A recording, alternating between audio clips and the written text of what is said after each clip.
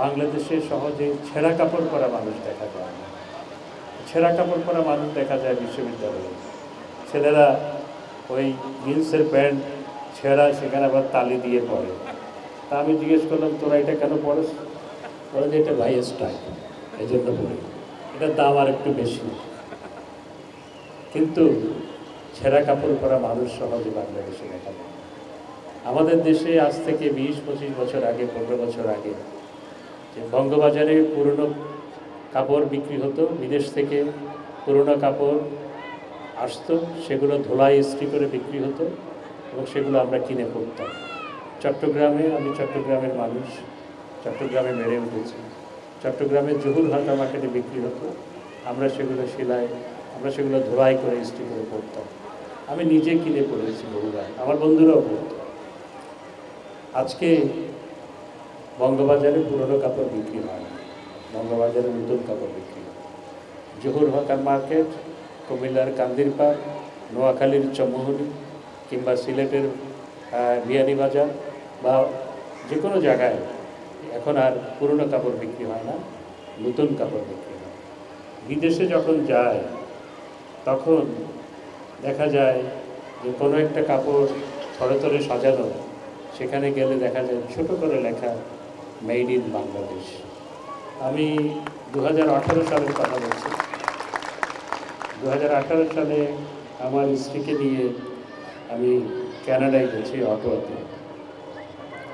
একটা শপিং মলে ঢুকলাম। ঢোকার পর আমার বউকে বললাম, সবসময় তো আমি কিনে দিই, এবার একটু আমাকে কিছু কিনে দিই।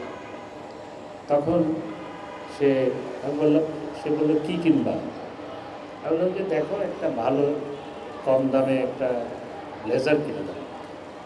তো এক জায়গায় যেখানে ব্লেজার থরে সাজানো একটা পছন্দ হবে, দাম $100 মাত্র, কানাডিয়ান $100 দাম। তো পরে সেখানে অনেক খোঁজাখুঁজির পর দেখি নিচে লেখা মেড ইন বাংলাদেশ। আমি সেই ট্রিপেই আসার সময় বেলজিয়াম হয়ে এসেছি, কারণ বেলজিয়ামে আমি অনেক দিন ছিলাম পড়াশোনার কারণে। আমার এক পুরনো বন্ধু, তাকে জিজ্ঞেস করলাম যে ছোট শহর, যেই শহরে থেকে আমি পিএইচডি করেছি, হাসেল শহর, খুবই ছিমছাম সুন্দর শহর, পৃথিবীর প্রথম শহর যেখানে পাবলিক ট্রান্সপোর্ট ফ্রি ইন্ট্রোডিউস করা হয়েছে। তো তাকে বললাম, শহরে কোনো নতুন দোকান হয়েছে? বলে একটা দোকান হয়েছে, দামটা খুব সস্তা। এবং সেখানে গেলাম, যাওয়ার পর দেখি যে 60% কাপড় হচ্ছে মেড ইন বাংলাদেশ। আগে আমাদের দেশে পুরোনো কাপড় ওদের দেশ থেকে আসতো, আমরা সেই কাপড় ধোলাই ইস্ত্রি করে পরতাম। আর এখন আমাদের দেশ থেকে সেলাই করা কাপড় ওদের দেশে যায়, ওরা সেটি পরে। পরিস্থিতি উল্টে গেছে।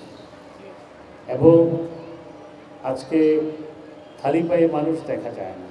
সন্ধ্যার পরে ভর দুপুরে গ্রামান্তরে কিংবা শহরের অলিতে গলিতে ডাক শোনা যায় না, মা আমাকে একটু বাসি ভাত দে।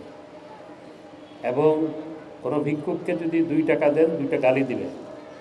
যদি 5 টাকা দেন, তাহলে সে আপাদমস্তক তাকাবে। 10 টাকা দিলেও, লাল কচকচে 10 টাকা দিলেও সে একটু কাচুমুচু করবে।